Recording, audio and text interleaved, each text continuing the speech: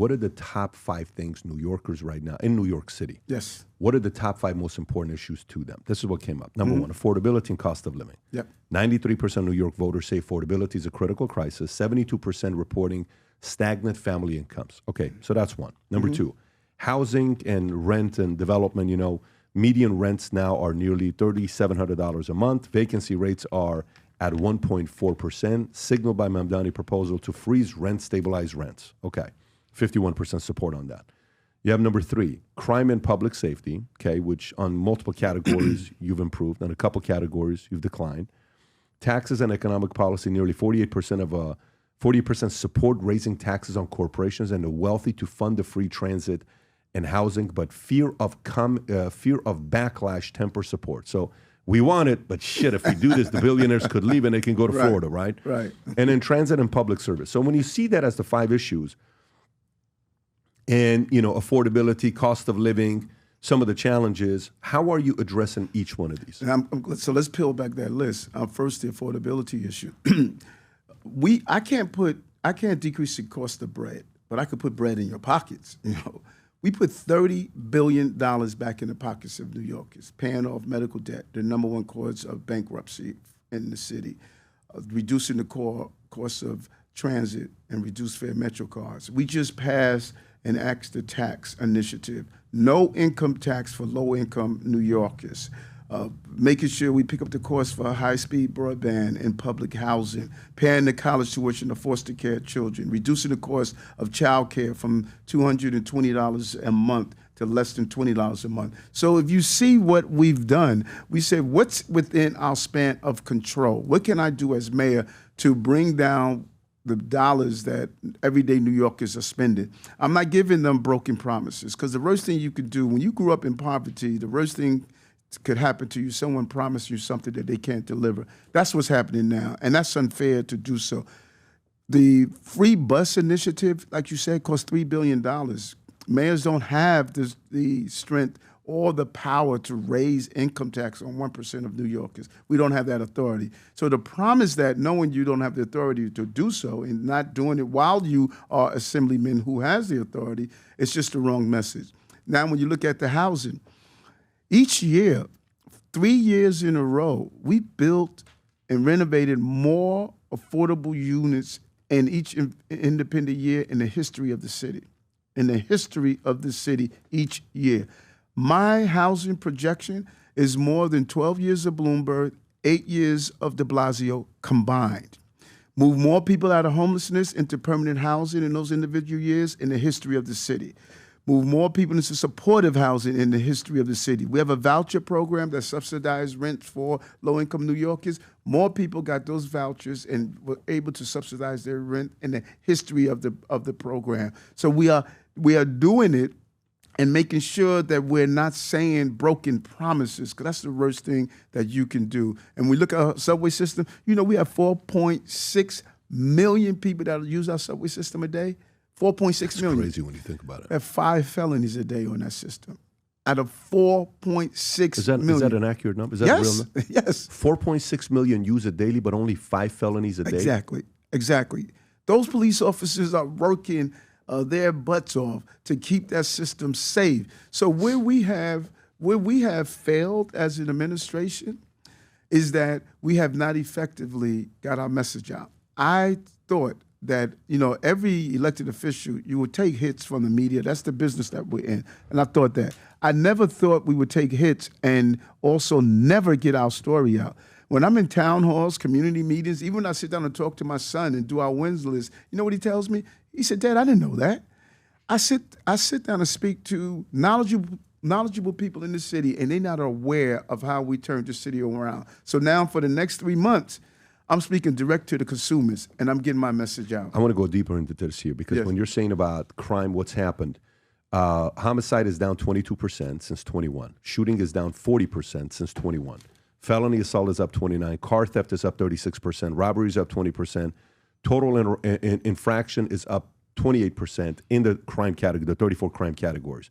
While I look at these numbers, so you can highlight the 2 good, which is what? Homicide down 22, shooting down 40, but the other 4 are up, right? story comes out of NYPD. Rob, I don't know if you saw this. When we talked about this, I think last week it could have been.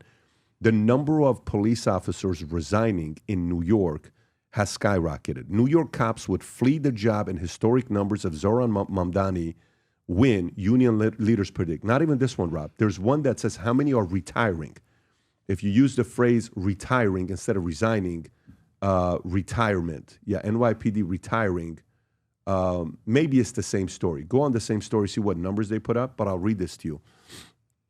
Exactly, that's the one. That's the one, because of 1554, 941. If we can get that out of the way. There you go. So police officers are retiring historic numbers, and the exodus will only accelerate if anti-cop Democratic mayoral nominee Zoran Mamdani is elected, and union officials warned this week. As of Monday, 1555 New York PD, NYPD police officers put in their papers 48% more than last year, 1,049, okay, who retired last year. That's a big number. Yes. And 65% more than a decade ago, okay? When just 941 turned in their shields, according to NYPD data provided by the Post and Police Benevolent Association. This is happening under your watch that they're doing that. And you're a guy that's a former captain. Now, some may say this is because of Mamdani. Some may say many other reasons. But I want to hear it from you. Why are so many cops choosing to retire and go elsewhere? Well, a couple of things. First of all, I want to go back over those numbers that you had. What time period was that you was 2021 to 2025. So the numbers I give you: homicide down 22%, shooting down 40%, felonies up, assault up 29, car theft up 36, robbery up 20, infractions up 28%. That's from 21 to 25. Right, and that's not how you judge success in law enforcement. That's when I heard those numbers, I said something is wrong with that. What you do, you compare year over year. That is how you compare the Uniform Crime Report, FBI report. You look at what happened one year and another year. And the reason you do that, because it's closer to the changes in those years. Back in 2021, you didn't have a full scope of bail reform. You didn't have raise the age where you were charging 16-year-olds no longer as adults when they do real criminal behavior. So there was a lot of things that happened back then that they didn't have to deal with that we have to deal with now. When you compare year over year, which is normally how you do crimes, how are we in 24 compared to 25? The first 6 months of this year, those numbers are drastically down. We're moving in the right direction, even with a very soft criminal justice system where you know how hard it is to go to Rikers Island jail. You have to commit some serious crime. I have a city council that is fighting to let anyone out with a crime to come through, and I have a state lawmaker. So when you compare year over year, you're seeing a real movement in the right direction. Not only did we have the lowest number of shootings and homicides in the history of the city, we took 22,000 illegal guns off our streets, 100,000 illegal vehicles that were being used for crimes. So we're moving in a direction and dealing with quality of life issues at the same time. And now your question, there was a question you asked. Your retirement, cops retirement. Right. So when you look at it, back then we were having large classes. Cops now get to their 20-year period. Many of them are not staying longer. I stayed for 22 years. A lot of these younger cops don't want to stay longer. They have a different mindset. You know, I was always thinking about overtime, make more money so I could, pay for my son's tuition, et cetera. Many of these cops are not doing that. This live-work balance is important to them. They hit 20 years. They say, we're ready to go, ready to get out. Now, I have to match that. We're bringing 4,000 more cops to keep up with the attrition problem that we're having. Then when you add this anti-police energy that's out there, that you're hearing all across the country, cities all across the country, they are struggling with having police officers come in. We're seeing now larger and larger classes because of what we've done. And I gave my police officers a fair contract. The PBA leaders, the SBA, the other union leaders would tell you this mayor has been the fairest mayor we've ever had when it came down to ensuring that these police officers are paid what they deserve for placing their lives on the line. Yeah, and I'd be curious to know what the number of cops we've had in New York City. This is wage increases 2017 up 2.25%, 2.53%, 3.25%, 3.5%, 4% bump that they're getting. So the entry level right now is what, 42 to 50? Is this for New York NYPD, Rob? Yes, sir. That's not a lot of money, man, to be a cop over there. Now, that's Yeah, but it bumped, because it is the salary, after you go to the entry level, you go through the academy. We pay our officers while they're in the academy. And then once you get to your first year, you see a substantial increase in the salary by the time you get to your max. Yeah, and okay, so around 4,400 now. Can you see historically, Rob, like how many? So if I look at 2000, peak staffing in 2000 for cops, NYPD was 40,000. 2005 was 36,300. 2020, it dropped to 34,000. 23 was 33,000 sworn officers with about 30 on patrol. Today, you're on 33 to 35. So even today, how much has New York City population increased from 2020? How much has New York? About 200,000. So not that much population increase from 2000 to today. I'd be curious to know what the population's increased from 2000 to today. But if you look at that, you had 7,000 more cops in 2000 in New York City than we do today. Right. Okay, and that's 25 years later. In 2000, the population was 8 million. Roughly now it's 8.5 million. So it's increased 5,000. So 500,000.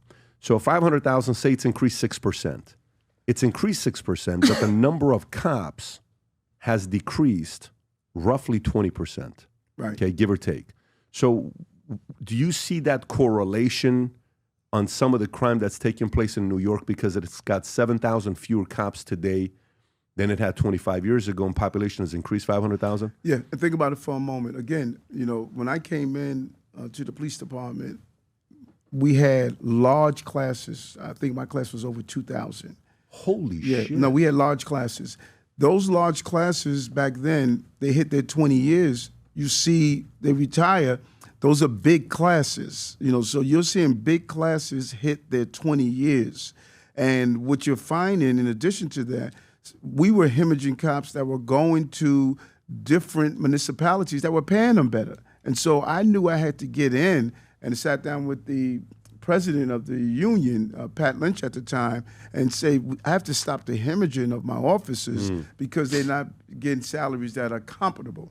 And we were able to fix that. And also there was a morale issue. We were coming through a time when there was a lot of marching in the street, a lot of anti-police energy that was going on. The police officers did not feel when they went into battle to save a city that we were not supporting them. Right. And I had to change that energy to let them know, you do your job, we're going to be here to support you. And just so you know, I support that. We watched it and we loved it because, I love New York. I'm a minority owner of the Yankees. When I go there and I go to a game, I don't want to, I take my entire family. We took 50 guys to a game last week. And so when we go there, we're by the chairman's, by Steinbrenner Suite right next to him. We're about everybody. Nice. We love the city. It's a special place. Right. You like going to the restaurants. You like experiencing the whole thing. I love hearing you saying the Broadway, numbers are up the last 12 months. But the one thing I would say is when I'm looking at this, and I see what cities are lowering the number of cops the most and which one's increasing. Like if I look at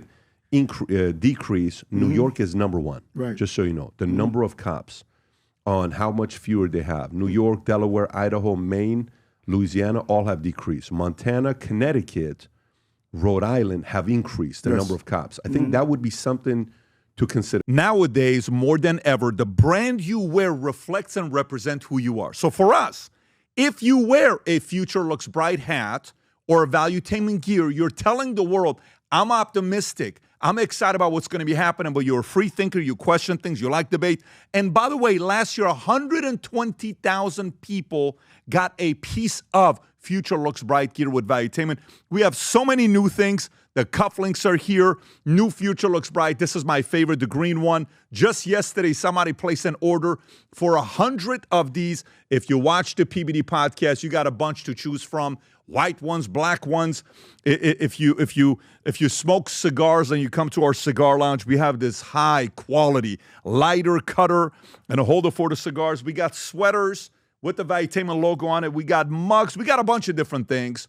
But if you believe the future looks bright, if you follow our content and what we represent with Valuetainment, with PBD Podcast, go to vtmerch.com. And by the way, if you order right now, there's going to be a special VT gift inside just for you. So again, go to vtmerch.com, place your order, tell the world that you believe the future looks bright. If you enjoyed this video, you want to watch more videos like this, click here. And if you want to watch the entire podcast, click here.